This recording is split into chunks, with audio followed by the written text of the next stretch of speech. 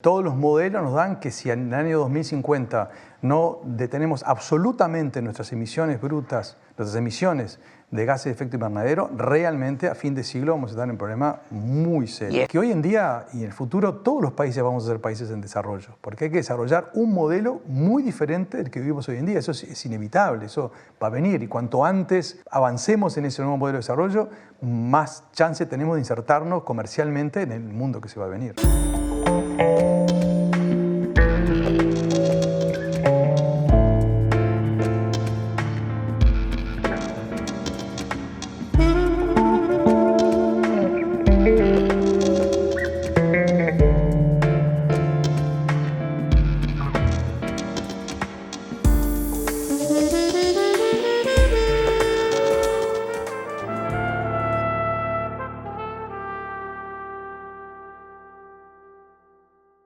Bienvenidos a Charlas de Mentes. Hoy tenemos un programa de colección. Nos vamos a resistir a la nada, hablando de ciencia, hablando de gestión y sobre todo hablando de energía. Un tema que en este momento está por un lado haciendo mover y por otro lado parando al mundo, ya que la crisis en Rusia y Ucrania alteró todo el balance mundial al respecto. Hoy nos resistimos a la nada con el doctor Ramón Méndez Galay. Bienvenido, Ramón, ¿cómo estás? Qué gusto estar aquí contigo y con tu audiencia. Lo mismo digo, es un placer enorme. ¿Cuánta agua pasó bajo el puente desde aquella columna en perspectiva en los 90, verdad? Claro, ¿te acordás? Sí, sí, claro. Ciencia en el Uruguay. 25 años, sí, hacía una columna de divulgación en ciencia y tecnología. En esa época no había mucha cosa, en realidad no había nada de ese tema. Y Emiliano me dio un espacio durante como 2 o 3 años. Estuve todas las semanas, hacía una columna explicando, compartiendo algún tema a veces de actualidad, a veces de ciencia más pura y dura del universo y otras más aplicadas, pero fue una experiencia extraordinaria. Sí, y para los que en aquel momento estábamos recién empezando una carrera en algún área vinculada a la ciencia, y era refrescante tener a alguien que hablara nuestro idioma también. Claro. Porque sí. En aquel momento, sobre todo, la prensa estaba altamente volcada a la política y la economía. Claro. Incluso tener un espacio de teatro era muy difícil. También, claro. Que hablar de ciencia en la televisión era imposible. Hablar de ciencia en la radio en la década del 90... Sí, en la televisión era imposible. Imposible. Sí. Y en la radio incluso era algo bastante particular, ¿no? Sí, porque era una época que estaba muy partida, ¿no? La mitad fútbol y la otra mitad política y economía. Sí. Que incluso Emiliano tenía a Martín Reyes que hablaba de cine, claro, Martín tenía a Rosario que hacía Los Ojos de la Radio. De alguna forma, claro, que de alguna, bueno, hace ¿cuánto? 30 años que está Rosario con Emiliano, ¿no? Bueno, Emiliano tiene esas cosas y generó ese Rosario espacio. Castellano, vamos a decir, ¿no? Rosario Castellano y Martín Reyes, y generó ese espacio de Emiliano y lo mantuvo durante varios años. Sí, hoy en día tiene a un periodista de lujo que es Fernando Medina. Bueno, claro. Que tiene el programa Oír con los Ojos también, que es uno de los bastiones de la cultura en los medios. No, y hoy por suerte hay una cantidad de periodistas que hacen periodismo científico, tanto desde la formación desde la ciencia como desde la ciencia de la comunicación. Sí, Leo, por ejemplo, es extraordinario, ¿no? Realmente sus columnas son divertidas. Sí, junto con Martín Otegui, tienen la escuela esa Esos dos juntos es una dupla extraordinaria realmente la diaria. Que aparte tiene una peculiaridad y es que salen al campo. Claro. Son periodistas de ciencia que van a embarrarse un poco y después cuentan lo que es hacer la ciencia. Y otra cosa interesante es que le ponen su impronta personal. De alguna forma no es aséptico, no es científico duro su descripción, sino que ponen emociones, ponen sensaciones, ponen sus opiniones. Y eso es raro y para mí me parece notable. Sí, porque aparte uno tiene que entender que hacer periodismo de ciencia no es hacer ciencia. No. Y es mal periodismo intentar escribir como un científico. Totalmente. Porque escribimos bastante mal. Sí, porque realmente el tema es, siempre hablando con colegas científicos, cuando tú no le puedes explicar a tu vecino, a tu vecina, qué es lo que haces en 3 frases, es porque en el fondo no estás viendo con claridad qué es lo que estás haciendo, ¿no? Sí. Siempre es posible hacer el esfuerzo de explicar adecuadamente para que todo el mundo pueda entender lo que uno hace. Si no, está perdido, ya en la mitad de las nubes. De hecho, hay una distorsión cognitiva que llaman la ilusión de profundidad explicativa, de la gente que cree que sabe de un tema, pero cuando lo va a explicar no puede. Claro. Y ahí es un gran indicativo de un chanta para empezar. Sí. Pero también de algunas patologías sociales que en la pandemia saltaron como hongo después de la lluvia, ¿no? Impresionante. Y la dificultad de separar la paja del trigo en ese tipo de cosas es cada vez mayor. Las redes sociales contribuyen a veces también. No, las redes sociales son el humus donde crece eso. Absolutamente. Porque pensando, por ejemplo, en tu intervención en la matriz energética del país, que es un tema que yo no sé si los uruguayos algún día te lo agradeceremos lo suficiente. Claramente en Uruguay no es un tema que se percibe como se percibe internacionalmente, ¿no? Sí, el reconocimiento internacional es una cosa impresionante. La cantidad de grupos de investigación de universidades en el mundo que estudian el proceso de transición energética de Uruguay como un caso realmente paradigmático de estudio. La cantidad de premios que hemos recibido, reconocimientos, pero en Uruguay todavía no se comprende. Se siguen discutiendo cosas, falsas discusiones de alguna forma, ¿no? Sin comprender realmente qué es lo que hubo detrás y qué es lo que hay detrás de esa transición. O de repente con esa mezquindad de, como lo hizo Lacalle, no voy a valorar el GACH, o como lo hizo Mujica, no voy a valorar el cambio de la matriz energética. Pero igual tú fuiste el jefe de todo este asunto en el gobierno Mujica, pero empezaste antes. No, sí, yo entré en el tema energético en el primer gobierno de Tabaré Vázquez. Y eso fue bueno, porque fue la continuidad durante 2 gobiernos con la misma conducción. Una política de Estado. Exactamente. Y un tema fundamental fue que en el 2010 generamos una política acordada por todos los partidos. Y eso fue fundamental. Cuando uno quiere hacer transformaciones de largo plazo, no alcanza con un gobierno particular, porque tiene que seguir después de ese gobierno. Entonces, para nosotros fue central aquella comisión que se hizo luego de la elección del año 2009 y que en relativamente poco tiempo llegamos a un consenso de dónde queríamos estar, qué queríamos hacer, y fue fundamental para esa transición. Por eso a mí, de alguna forma, me duele, para ser honesto, cuando hoy en día se escuchan dentro del país críticas que afuera no se hacen. O sea, todo el mundo cuando sale al exterior se da cuenta del reconocimiento que tiene Uruguay por este tema y ahí todo el mundo se infla el pecho, estira la camiseta y dice, sí, yo soy uruguayo, estuvimos en este tema. Y acá en Uruguay me causa dolor que en lugar de estar orgullosos, como por ejemplo con el Plan Ceibal. Pero como país, no como políticos o personas de una como país, como uruguayos, como uruguayas. El hecho de decir que entre todos hicimos esto, y bueno, a veces esas mezquindades son sí, bueno, uno de los intereses varios que tenía de hablar contigo era justamente porque hay mucha gente que o porque no nació o porque era muy chica, no se acuerda lo que era cuando cada sequía había que prender la Central Valle. Sí, no solo. Primero que no alcanzaba la generación de electricidad y había que recurrir a apagones o apagones gestionados, digamos. Los precios que se habían disparado absolutamente y bueno, que cada vez que había justamente sequía, estábamos mirando para arriba a ver si llovía y en función de eso ver qué es lo que iba a pasar. Primero si íbamos a tener electricidad. Y además la sequía en Brasil, que es la que hace funcionar Río Grande, Salto Grande. Salto Grande, y además al tener también falta de electricidad a nuestros vecinos, tampoco podíamos importar electricidad o cuando la importábamos era a precios absolutamente prohibitivos. O sea, la situación era realmente una tormenta perfecta. Faltaban inversiones, faltaba la visión estratégica y bueno, lo que de alguna forma el punto importante yo creo que hicimos fue prendamos las luces largas, miramos dónde queremos estar dentro de 30 años en el futuro y en función de eso qué tenemos que empezar a hacer ahora. Y bueno, ese fue un proceso que de alguna forma desde las ciencias políticas es muy estudiado, como el proceso en sí, por qué fue exitosamente transformador, digamos, ¿no? Es un tema que el mundo intenta transformar, porque tendríamos que hablar, aunque sea un minuto, del cambio climático, ¿no? Por supuesto, claro. El cambio climático es para Guterres, por ejemplo, el secretario general de Naciones Unidas, o para el Papa Francisco, el gran desafío de este siglo. O sea, Guterres dice que es el principal desafío de la humanidad en el siglo XXI, Francisco dice que es un desafío de civilización, y bueno, y el mundo es uno de los raros puntos en los cuales China está de acuerdo con Estados Unidos y con Europa. Ahí hay acuerdo, hay que frenar el cambio climático. Entonces, el Están gran de acuerdo, tema, pero muchos no hacen. Hacen bastante más. O sea, durante la época de Trump claramente eso se detuvo, ¿no? Europa es líder y China está mal, pero cambiando muy rápidamente. Porque Europa es líder, pero traslada los efectos del cambio climático a África. Y bueno, es líder dentro de Europa nada más.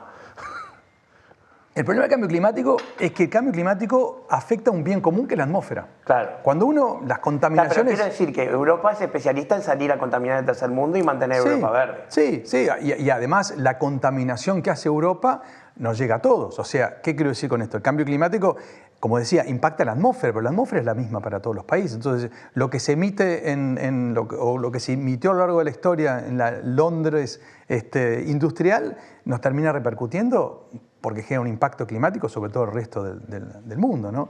Y entonces ese acumulado de emisiones de gases de efecto invernadero que terminan llegando a la situación que llegamos hoy es lo que de alguna forma nos está perjudicando a todos por igual. ¿El planeta tiene la capacidad de revertir eso? O sea, si dejamos de jorobarlo. A ver, el planeta va a sobrevivir más allá de nosotros. El asunto es si nosotros podemos sobrevivir. Sobrevivir en nuestro interés, quiero decir. Exactamente. Si es capaz de revertirlo en nuestro interés. Y la biodiversidad, no solamente nosotros, sino también, por ejemplo, por decir un dato mínimo, el Polo Norte no es un continente, sino que es hielo flotante, y el espesor del hielo flotante se disminuyó casi a la mitad en apenas 40 años, ¿no?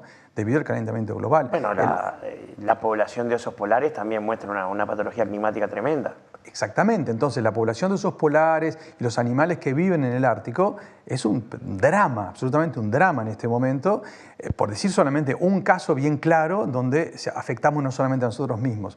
Pero bueno, todos los modelos y la ciencia lo que indica es que a lo largo de este siglo pueden llegar a haber hasta 1.000 millones o 1.200 millones de personas que van a tener que desplazarse por el aumento del nivel del mar, o sea, desplazamientos, migración climática, y cerca de, las cifras son un poco variables, pero del orden de 500 millones de personas que van a tener dificultades para acceder a agua potable, o que van a tener, por las sequías, van a tener mayores hambrunas y mayores dificultades para acceder a la comida. Entonces, no es un tema absolutamente menor. Por eso es que realmente, no acá, no en América Latina, pero en otros países realmente la preocupación por el cambio climático es brutal.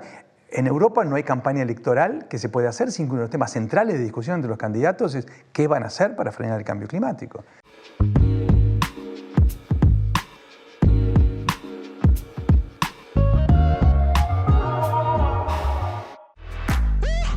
Muebles Da Vinci, fabricación de living nacional, trabajos a medida, gran variedad de telas a tu elección.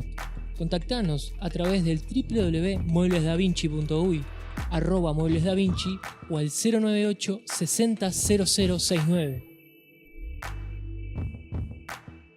Café Max presenta el mejor regalo para mamá en 10 segundos. Máquina de cápsulas Lavazza Blue. El mejor café italiano. En casa o en la oficina. $180 masiva. Viene con 100 cápsulas de regalo. Lo pedís al 094-270-786 y lo llevamos a tu casa u oficina.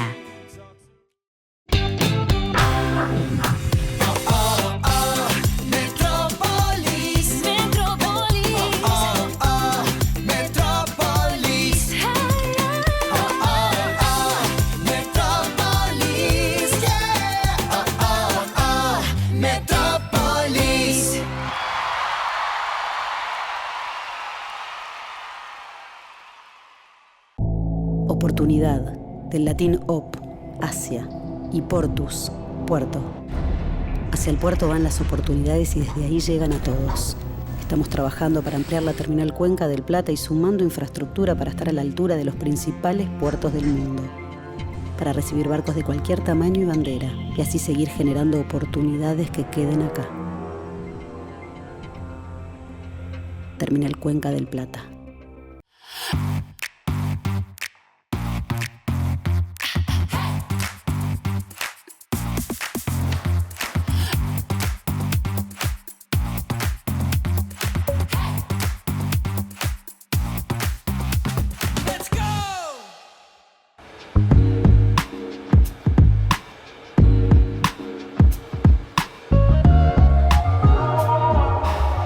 Esta nueva serie Borgen, ¿la habrás visto? Sí, claro. Que la nueva temporada, desde el primer capítulo, plantean el cambio climático como parte de la Como plataforma. no spoilees, ¿eh? No vamos a spoilear. Pero en el primer capítulo Absolutamente. habla Vivi Nielsen, que es la protagonista, y ya plantea el cambio climático. Absolutamente, el tema central, y justamente hay dilemas muy fuertes, típicamente lo que se plantean en Europa en este momento con el petróleo, si usar o no el petróleo. Bueno, es un tema central que nosotros no lo estamos viendo todavía. Estoy viendo un informe tuyo del 2008 que calculaban que quedaban 40 años de petróleo. Sí, pero tal vez un poco más Pero el asunto es si lo vamos a utilizar todo ese petróleo, porque realmente todos los modelos nos dan que si en el año 2050 no detenemos absolutamente nuestras emisiones brutas, nuestras emisiones de gases de efecto invernadero, realmente a fin de siglo vamos a estar en un problema muy serio. Y eso implicaría no más gas, no más petróleo y sobre todo no más carbón. No más carbón. No más carbón. Y eso pasa no solamente por la generación de electricidad completamente diferente a la que hay hoy en el mundo, sino también a la movilidad, a qué combustible utilizamos para mover los vehículos. Bueno, estamos a un paso de los autos eléctricos, ya Sí, están. pero primero los autos eléctricos son caros todavía y segundo, sirven para pequeñas distancias, para grandes distancias, para camiones o para ómnibus de larga distancia o para barcos o para aviones. El camino que se vislumbra es el hidrógeno verde, es otro nuevo combustible que sustituiría al petróleo porque allí la electricidad no funciona, no hay capacidad de almacenamiento en un avión o en un barco como para guardar la electricidad que se precisa para poder desplazarse tantos kilómetros. Y aparte está el tema de que la batería en sí es un elemento altamente contaminante.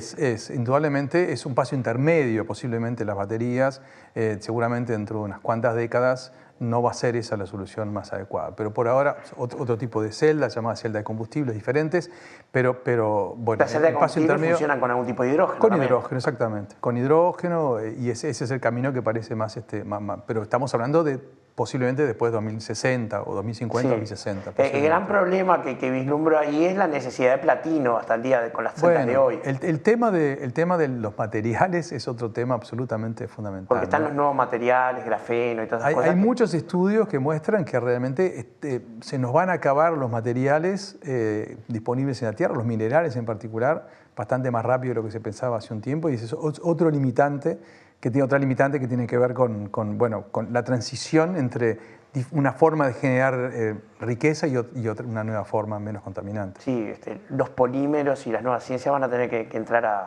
a incidir porque esos también tienen que ser renovables. Sí, no depender del petróleo. O sea, todo lo que se llaman las biorefinerías, es decir, poder obtener desde por ejemplo, fertilizantes que hoy en día se obtienen con petróleo, hasta plásticos, por ejemplo. Bueno, todo eso hay que obtenerlo con otro tipo de materiales que sean renovables y ya no dependientes del petróleo. Y ese mandato los países más desarrollados lo tienen clarísimo y están invirtiendo pesadamente para tratar de justamente ser pioneros en este nuevo modelo de desarrollo. A mí me gusta decir que hoy en día y en el futuro todos los países vamos a ser países en desarrollo, porque hay que desarrollar un modelo muy diferente del que vivimos hoy en día. Eso es inevitable, eso va a venir, y cuanto antes avancemos en ese nuevo modelo de desarrollo, más chance tenemos de insertarnos comercialmente en el mundo que se va a venir. Y de ganar algo de dinero en el medio, porque... De ganar algo de dinero, o sea, de que no se nos corten nuestras exportaciones. Por ejemplo, me contaban ayer una persona que estuvo en Finlandia y hubo una recepción, un gran congreso, una recepción que dio el municipio, el alcalde de Finlandia, el intendente de Helsinki. Y hizo todo un discurso de que no había nada de carne de vaca en el menú que ofrecía y que en todos los menús que ofrece el municipio de Helsinki, porque la carne de vaca... Claro, como que... Es la mala de la historia. Es discutible. Absolutamente discutible. Pero lo que quiero decir es el fenómeno cultural. Claro, va a perder valor la vaca. Claro, va a perder valor la vaca. Nos guste o no guste, esté bien o esté mal, esa es otra discusión. Pero el hecho concreto es que tenemos que prepararnos para ese mundo. También el mundo en el cual hoy en día una hamburguesa sintética ya sale $10 y pico. Hace 5 años costaba miles. Claro, a 10 años capaz que costaba 100, 200, hoy sale 15, ¿no? Y los catadores no, los gourmet de alguna forma no saben distinguir entre una y otra. O sea, por al principio no tenían gusto, eran Claro. Eso ya hoy en día ya está presente. Entonces, ese mundo donde la ciencia y el conocimiento pasan a ser fundamentales, lo tenemos que comprender rápidamente, porque si no quedamos afuera. O sea, nuestros productos, nuestra generación de riqueza, las exportaciones que podemos hacer hoy en día ya no son las que van a ser dentro de 20 años. Y la prueba es que si hoy vemos a las grandes empresas del mundo, son empresas tecnológicas. Hace 20 años si hacíamos la lista de las 10 principales empresas del mundo, eran casi todas del petróleo, por decir algo. Claro. Hoy en día son... Se metía una farmacéutica por ahí. Pero hoy en día, miramos las 10 primeras, 9 u 8 son empresas tecnológicas. Amazon, Google, en fin. No quiero hacer propaganda, igual son empresas que valen decenas de miles de millones de dólares, o sea, es muy difícil que agreguemos algo desde aquí. Pero esas son las principales empresas del mundo, o si no, empresas financieras, o si no, las dos, como Tata, por ejemplo, la principal empresa india, que es tecnológica y financiera al mismo tiempo. O el HSBC de China, que es una empresa financiera que se mete también en los temas tecnológicos. Entonces, ese es el mundo donde el conocimiento, la tecnología y el acceso a capital pasa a ser fundamental. Si nosotros seguimos pensando que simplemente con nuestras materias primas, sin diferenciarnos, vamos a poder seguir en el mercado mundial, nos vamos a dar un porrazo dentro de unos años que va a ser una cosa histórica. Claro, pero esto yo lo vengo escuchando hace mucho tiempo y da la impresión de que en Uruguay al respecto no se ha hecho mucho. No, yo creo que todavía no tomamos conciencia del nivel de transformación que se viene. Yo estoy convencido, no tomamos conciencia. Uno va a otros lugares y ven que los temas están mucho más en la agenda, están mucho más en discusión, porque además acá, esto es el punto fundamental, es que cuanto más tarde peguemos, peor nos va a ir, ¿no? Sí, claro, como con el cannabis. Tuvimos la oportunidad de hacer tecnología de punta y ya las perdimos todos los trenes. O sea, sí, creamos un instituto staliniano que es el IRCA, que está diseñado para impedir trabajar. Bueno, como tenemos muchos ejemplos de eso, ¿no? Realmente. Pero sobre todo yo creo que un gran tema es que seguimos pensando que, como decía Valle, el presidente Valle, Jorge Valle, la vaca le gana, y la vaca no va a seguir ganando por tanto tiempo más. No. Miremos un número muy, muy, muy concreto.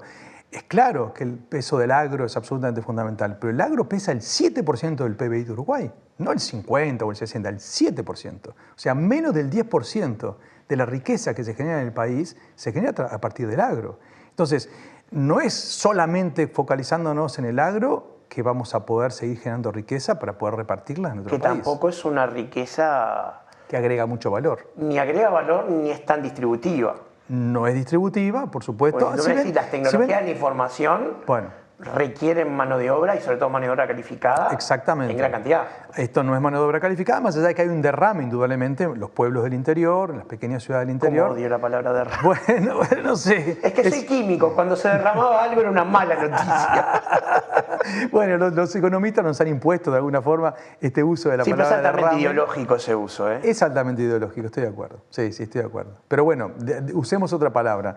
El impacto que de alguna forma puede tener cuando hay un buen desarrollo, una generación de riqueza a nivel del agro en el interior, llega de alguna forma hacia un conjunto de la población, pero indudablemente es concentrador, no es una industria distributiva, eso está claro. Pero sobre todo es una generación de riqueza que de alguna forma está perdiendo peso. Porque, a ver, exportando soja, por ejemplo, seguramente podemos beneficiarnos de algunos precios interesantes, los chinos que compran soja para poder alimentar sus cerdos, pero vender un commodity no es lo que nos va a diferenciar en el mundo. Pero aparte esos cerdos están igualmente amenazados por la carne sintética. También están amenazados por la carne sintética, pero también recordemos una cosa, en China el porcentaje de carne de vaca que se come es el 5%. O sea, de toda la carne que comen los chinos, lo que más comen es pescado, después el cerdo, después aves y último, el 5% es solamente la carne de vaca. Es que tradicionalmente no eran accesibles las vacas para ellos. Tampoco está creciendo Estados Unidos, el consumo de carne de vaca está disminuyendo. Se estancó hace unos años, ahora está disminuyendo en forma bruta, ¿no? el consumo de carne. Entonces, esa realidad podrá estar bien o podrá estar mal, la podremos ver o no la queremos ver, pero va a ocurrir. Va a ocurrir y si no nos preparamos para eso, ¿cómo vamos a generar la riqueza? Es lo que tiene país? la realidad, no es independiente de nuestro deseo. Sí, absolutamente. Y bueno, pero eso también de alguna forma, si no miramos en perspectiva, no hacemos perspectiva tecnológica, no hacemos perspectiva económica, no hacemos perspectiva de futuro, en particular del comercio internacional, bueno, los impactos pueden llegar a ser mucho más importantes, porque ahí cuando nos pega ya no tenemos tanta capacidad de respuesta. Sí, si es que nos queda alguna. Pero hemos hablado ya de dos temas que son una amenaza concreta para Uruguay, que son el cambio climático y el cambio de la economía, que es para mañana, no para algún día. No. Y llama la atención que no está en la mesa de discusión acá en Uruguay. Yo sé que ya hablamos de Europa, pero acá en Uruguay el cambio climático hasta es negado por muchos políticos. Sí, es negado no solamente en Uruguay, vamos a ser justos. No, por supuesto. Estados Unidos tuvo durante 4 años un presidente que perjudicó mucho a Estados Unidos desde ese punto de vista, porque él tenía una base electoral en ciudades carboneras que producían carbón y que por lo tanto no quería tocar a esos votantes. Pero como contrapartida frenó durante mucho tiempo el desarrollo de tecnología verde, o sea, las nuevas tecnologías que Estados Unidos podía aspirar a exportar en el mundo y quedaron frenadas. Entonces, cuando uno tiene un presidente o un político de alto rango que sea negacionista del cambio climático, el que se retrasa es el país. Y eso, en nuestro caso, en nuestro país, es un tema que lamentablemente sigue estando muy por atrás, no solamente en Uruguay, es justo decirlo, en muchos países de América Latina, yo diría en casi todos los países de América Latina en particular. ¿Chile también? Está un poquito más presente, pero como en Uruguay, digamos. Uruguay está presente, no es que esté ausente, pero no es un tema central como debería serlo por las consecuencias que va a tener sobre el futuro de Uruguay, lo queramos o no lo queramos. Sí, claro, es que se viene. Se viene, está, yo no diría que se viene, ya está. O sea, la última conferencia de las partes de Naciones Unidas de Cambio Climático en Glasgow en noviembre, diciembre del año pasado, fue cada vez más categórica, o sea, ya imponiendo, empezando a hablar de las sanciones concretas y en relación al carbón, tiene los días contados el uso del carbón. Y bueno, y recordemos, simplemente para tirar unos números que pueden ser interesantes, hoy en día todavía en el mundo, casi el 80% de la energía eléctrica que se produce es en base a combustibles fósiles, o sea, petróleo, gas natural o carbón. En China, el 80% de la electricidad es en base a carbón. En la muy verde, supuestamente Alemania, la mitad de la electricidad es en base a carbón. Entonces, tiene un porcentaje alto de nuclear. Sí, Alemania lo ha ido bajando y ahora son los primeros que han planteado la necesidad de salir del nuclear. Pero Alemania tiene que salir del carbón dentro de muy poquito tiempo. Estamos hablando de 10 años, 12 años como máximo es lo que se ha planteado. Entonces, esa transformación que están haciendo enormes esfuerzos algunos países, si otros no las hacen, van a quedar afuera. Van a quedar afuera del comercio mundial. O sea, por ejemplo, si yo produzco algo que genera cambio climático, que genera gases de efecto invernadero, que como se dice, la huella climática es muy importante, cuando un consumidor francés, que saben que ellos están haciendo un esfuerzo enorme para tratar de transformarse, dice, a ver, este producto que yo estoy comprando en el supermercado, ¿qué huella de carbono tiene? ¿De qué país viene? ¿Cómo trata ese país el medio ambiente? Ah, no, yo este producto no lo quiero. Aclaremos qué es la huella de carbono para él. La huella de carbono es, para producir un determinado bien, ¿qué cantidad de gases de efecto invernadero yo produzco? ¿No? O sea, ¿qué tanto es una medida? ¿Qué tanto carbón emito la atmósfera? Es una medida de qué tanto yo contaminé la atmósfera, por lo tanto, qué tanto contribuí a producir el cambio climático.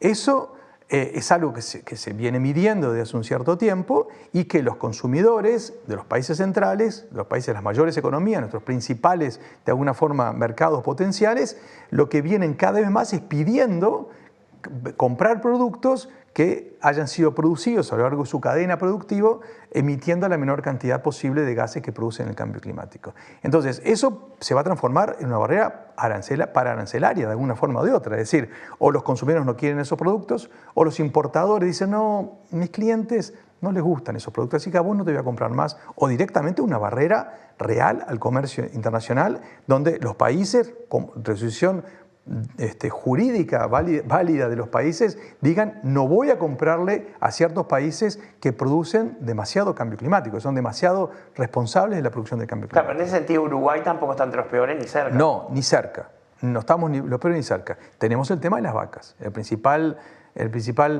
generador de gases de efecto invernadero, gases que producen el cambio climático en Uruguay, son las vacas.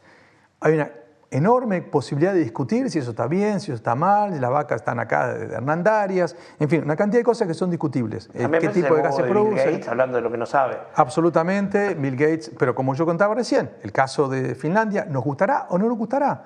pero están pasando ese tipo de cosas. Entonces, las chances de que efectivamente... tu producto ya no interesa, no importa por qué no interesa. Exactamente. Puede haber un falso relato, claro, pero si es una realidad económica, comercial, es una realidad económica comercial. Y no podemos dejar de mirar eso. Más allá de que estemos convencidos y moramos con las botas puestas, con la bandera, la vaca le gana. Bueno, pero no necesariamente el mundo va a pensar lo mismo que pensamos nosotros. Claro. No lo vamos a poder convencer.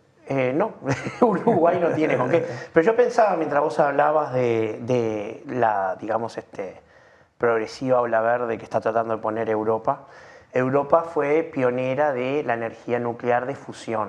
Sí. De fisión. Y ahora Francia y China están cooperando en un reactor de fisión, sí, que es energía mucho más limpia porque sí, no involucra material radiactivo de la misma manera que los otros. Pero mientras tanto, a un Chernobyl de distancia nos pusieron una planta de fusión acá en Argentina. Sí. De fisión. Sí, a ver, las investigaciones de fusión en el mundo son impresionantes, ¿no? O sea, en Francia justamente hay un gran, Hablando pronto, gran laboratorio. Es crear un pequeño sol que nos dé energía. Es crear un pequeño sol, o sea, en la Tierra un pequeño sol que nos da la misma tipo de energía que produce el sol. Y es una fuente muy poderosa, o sea, produce muchísima cantidad de energía. En la cooperación no solamente está Francia, está Europa, China, Estados Unidos, Japón, India, o sea, realmente... O sea, una cooperación importante porque realmente se precistan todos esos conocimientos para tratar de llegar a producir ese sol en la Tierra.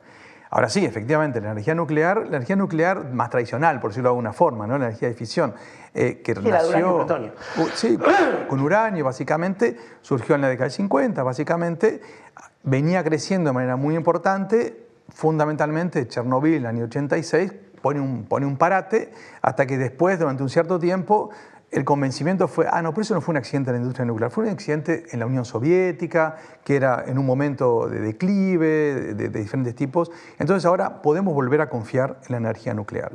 Y de hecho, claro, durante los primeros años de este siglo, del 2005 al 2010, había 60 países estudiando la posibilidad de introducir una planta nuclear. Yo en particular trabajé en ese momento en la Comisión Internacional de Energía Atómica, y en particular, bueno, hubo un comité para tratar de asesorar a los países cómo estudiar adecuadamente qué es lo que tenías que poner en juego en la energía nuclear, hasta que llegó Fukushima en el año 2011, y ahí la primavera nuclear, como se decía, se marchitó, ¿no? Y realmente, porque ahí sí, ya un accidente que se produce en un país central, de desarrollo tecnológico, etcétera, sí, ya no era la Unión Soviética, era Japón. Era Japón. Ya no era la Unión Soviética en sus últimos años, sino era Japón, ¿no? Igual se notó en las consecuencias. Sí, por Fukushima de manera directa no murió nadie, en cambio murieron mucha gente. No, y no se inutilizó tierra y... Más o menos. No, pero quiero decir lo que fue...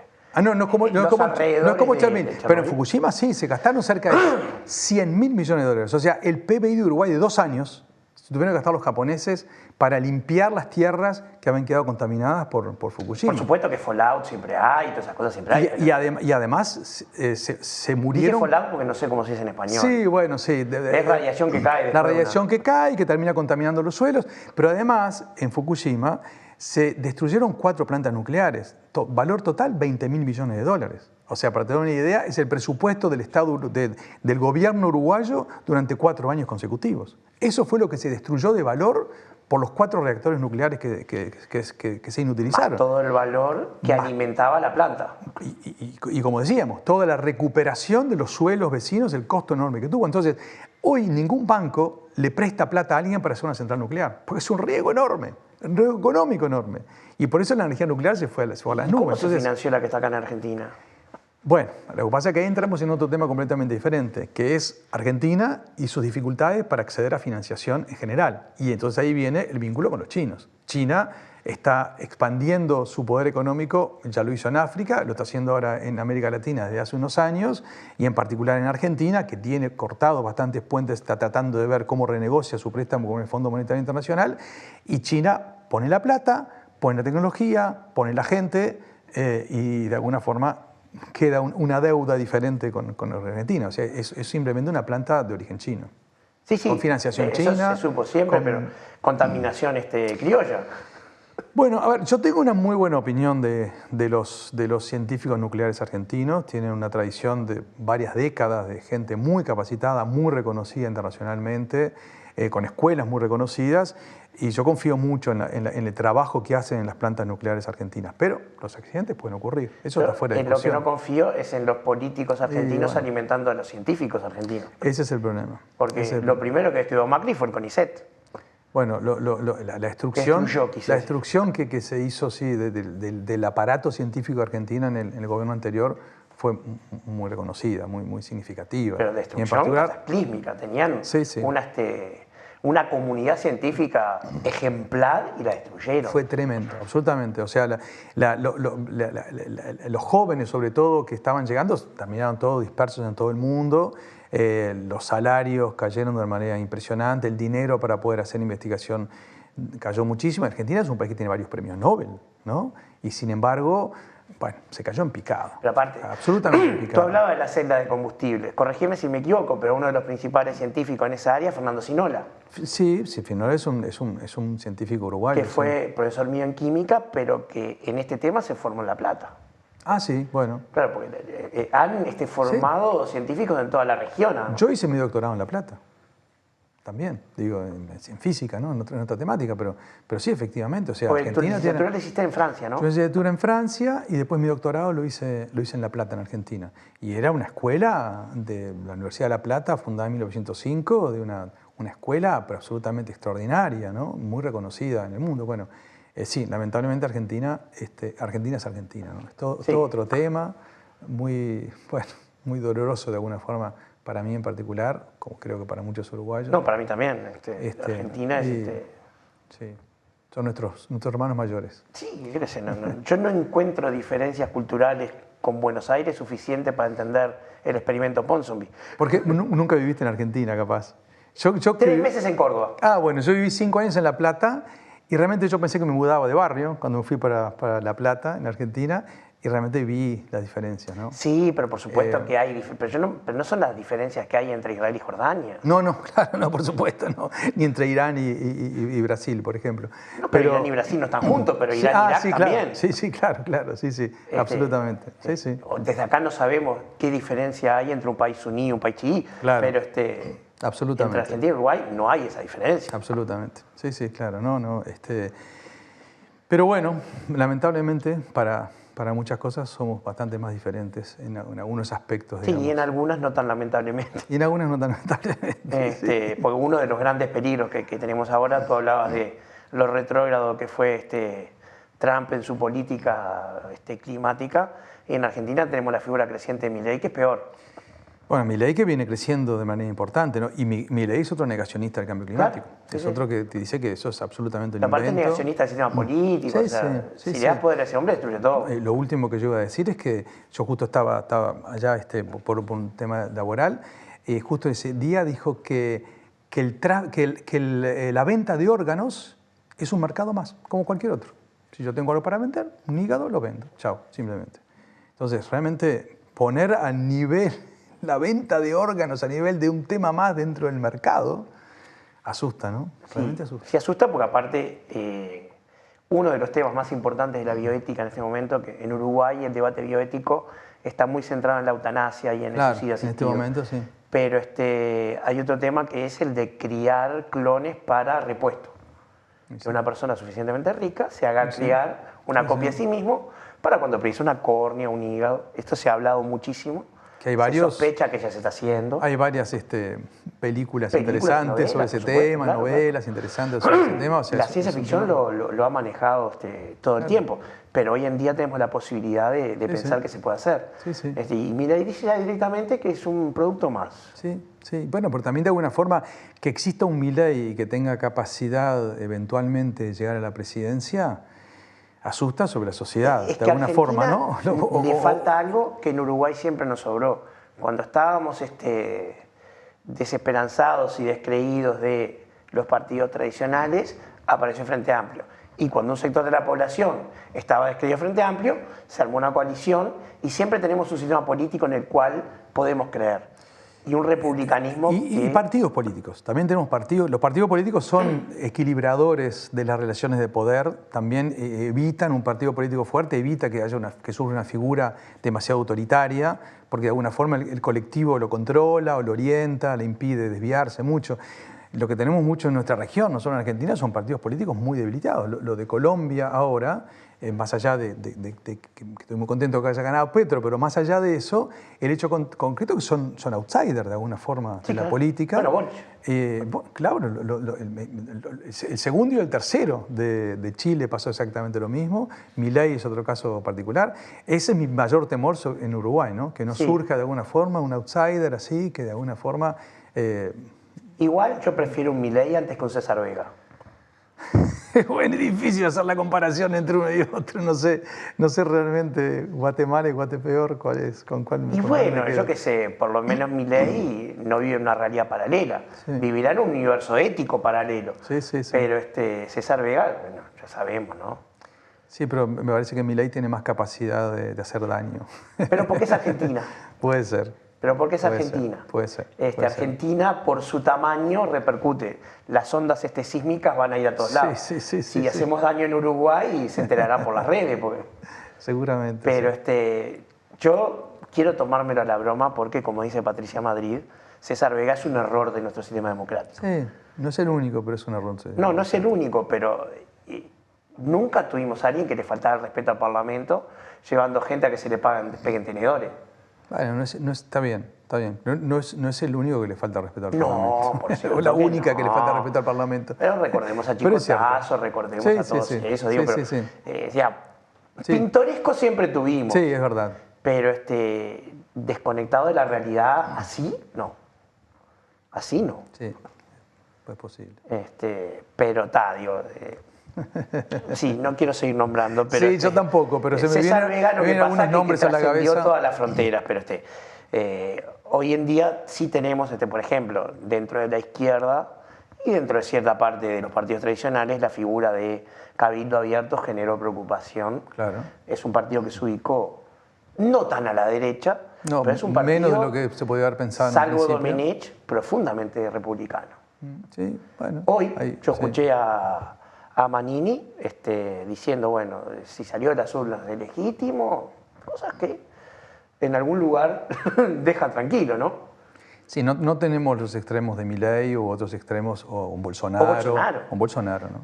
Sí tuvimos gente que se alegró por Bolsonaro, pero creo que no tenía muy claro de qué se trataba. O sí lo tenía y luego no tuvo más remedio que echar para atrás. Exacto. Pero bueno, de alguna forma que en países de la región la gente termine votando, que Trump haya tenido 70 millones de votos, o que Bolsonaro haya tenido los votos que tuvo, o que Milei tenga la intención de votos que tiene, a mí no deja de preocuparme, porque hay una cantidad de gente que tiene un nivel de descontento tan importante y es uno de los temas que van a venirse en este siglo, ¿no?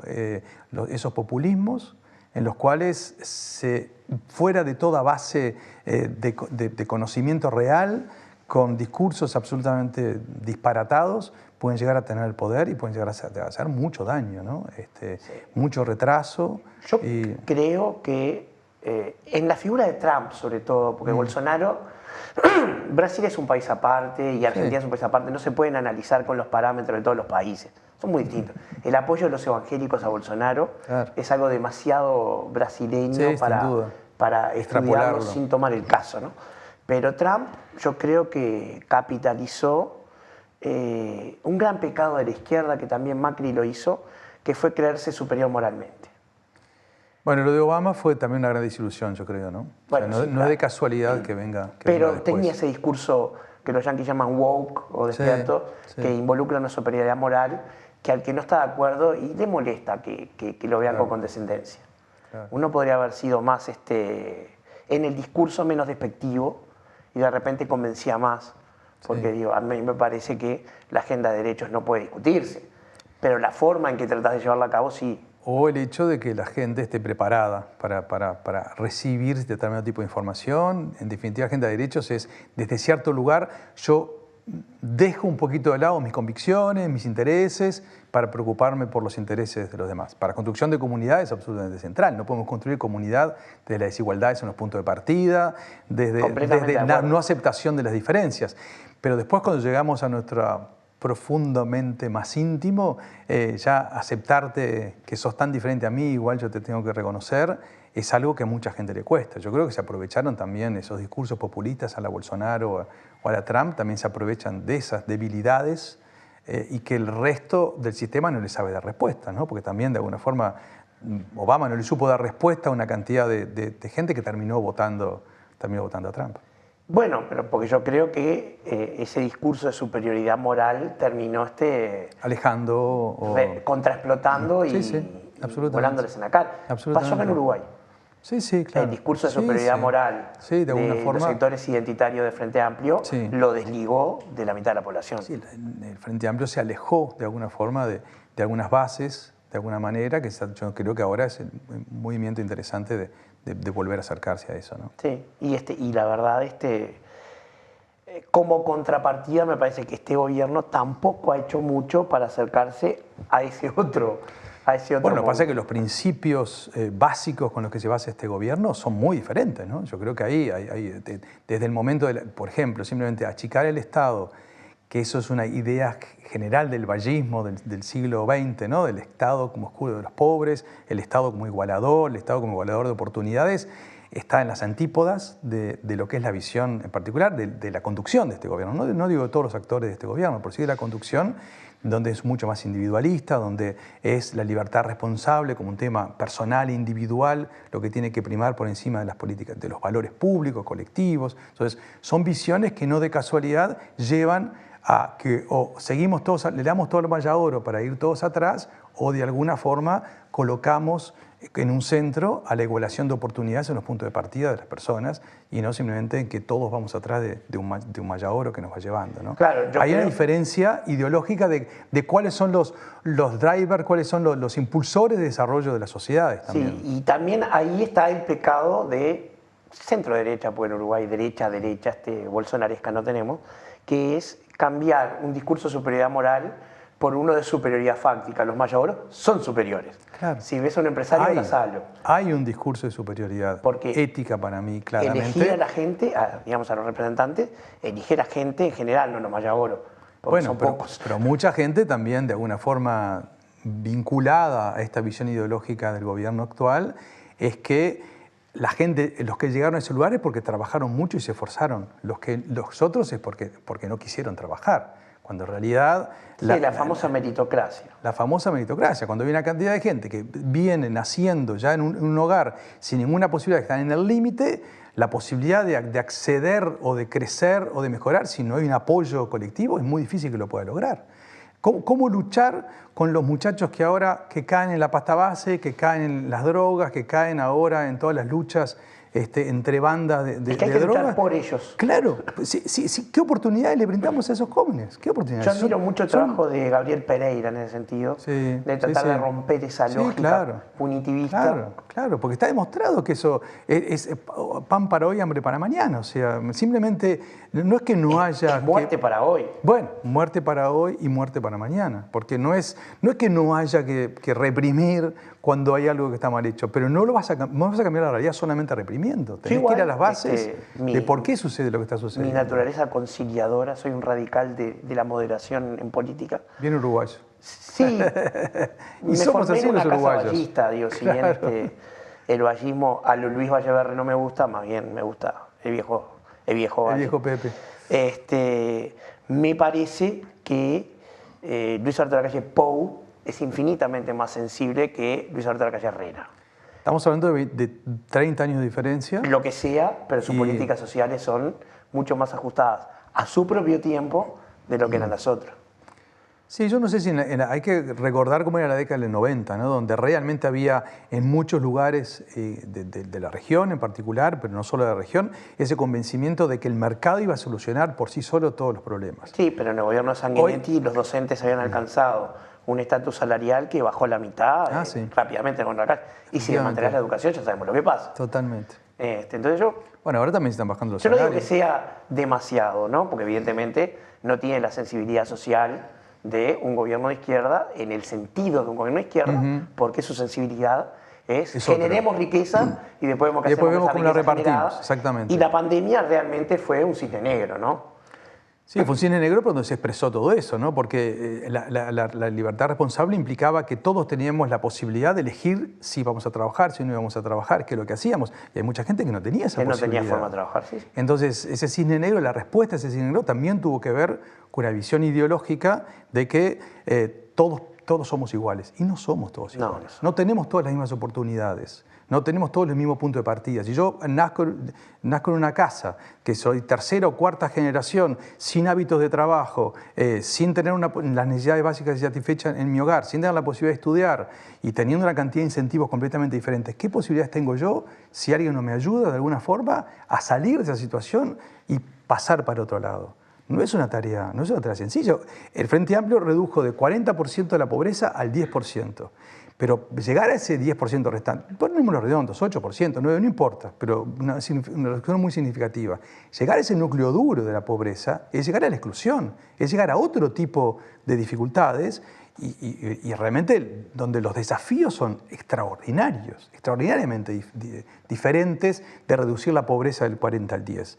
Bueno, entonces, si no comprendemos que ahí hay un conjunto de gente que está en el límite y que si la cosa se corre, se cae, de alguna forma, si no comprendemos eso, es muy difícil de alguna forma que ocurran resultados diferentes. Hay que entender que esta coalición también quiere eliminar la pobreza, lo que plantea una aproximación radicalmente diferente al tema, ¿no? Una aproximación radicalmente diferente que en este momento lo que hemos tenido sí son reducciones de salarios, reducciones del poder adquisitivo de la gente y un aumento de la pobreza justamente por las dificultades de acceso a la economía o la generación de riqueza. Bueno, son visiones diferentes, sí. No hay ninguna duda. Cada uno tendrá la suya, pero recién cuando estabas hablando de que no éramos todos iguales, te voy a citar una persona insospechada de ser de izquierda, que es Carlos Baferreira, que él decía que no hay nada menos, él hablaba de individualismo, pero se refería a las políticas económicas liberales, no hay nada menos neoliberal, llamaríamos hoy, que el derecho de herencia.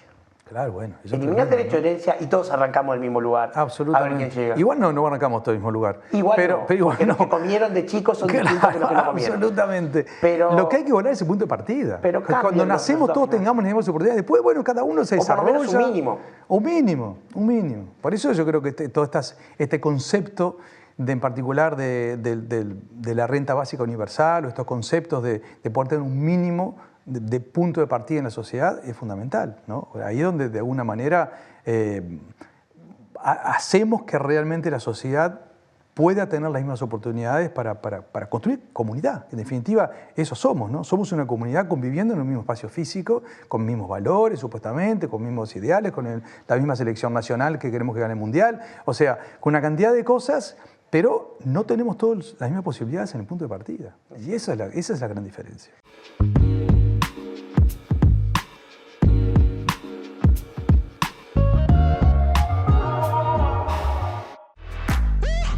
Muebles Da Vinci, fabricación de living nacional, trabajos a medida, gran variedad de telas a tu elección. Contactanos a través del www.mueblesdavinci.uy, @mueblesdavinci o al 098 60 0069. Café Max presenta el mejor regalo para mamá en 10 segundos. Máquina de cápsulas Lavazza Blue. El mejor café italiano. En casa o en la oficina. $180 masiva. Viene con 100 cápsulas de regalo. Lo pedís al 094-270-786 y lo llevamos a tu casa u oficina. Oportunidad, del latín op, hacia, y portus, puerto. Hacia el puerto van las oportunidades y desde ahí llegan a todos. Estamos trabajando para ampliar la terminal Cuenca del Plata y sumando infraestructura para estar a la altura de los principales puertos del mundo. Para recibir barcos de cualquier tamaño y bandera y así seguir generando oportunidades que queden acá. Terminal Cuenca del Plata.